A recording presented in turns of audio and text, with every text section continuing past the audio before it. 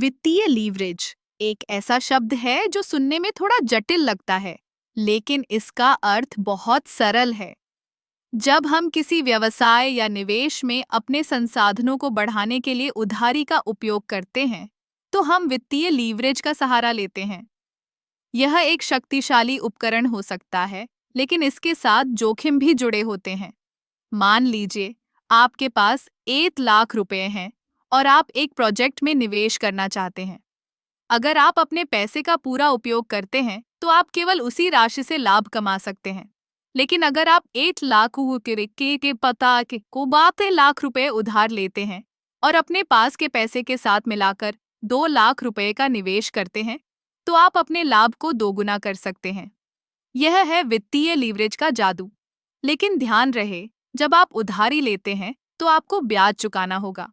अगर आपका निवेश सफल होता है, तो आप अच्छा लाभ कमा सकते हैं।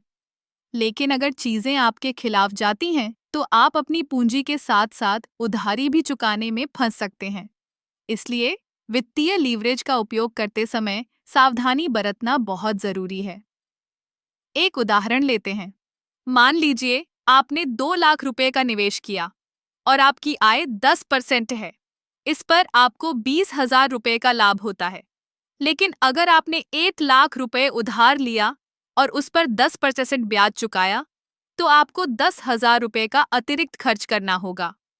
इस स्थिति में आपका कुल लाभ 10,000 रुपए ही रह जाएगा। इसलिए सही समय पर सही निर्णय लेना बहुत महत्वपूर्ण है। वित्तीय लीवरेज का एक और पहलू है, जो इसे और भी दिलचस्प बनाता है। यह आपको अपने निवेश को तेजी से बढ़ाने की क्षमता देता है।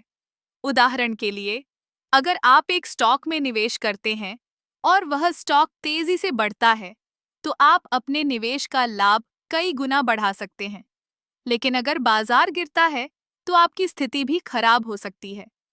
इसलिए वित्तीय लीवरेज का उपयोग करते समय हमेशा अपने जोखिम को समझें। यह जरूरी है कि आप अपने निवेश के बारे में पूरी जानकारी रखें और अपने वित्तीय लक्ष्यों को ध्यान में रखें। सही रणनीति और योजना के साथ वित्तीय लीवरेज आपके लिए एक लाभकारी उपकरण बन सकता है।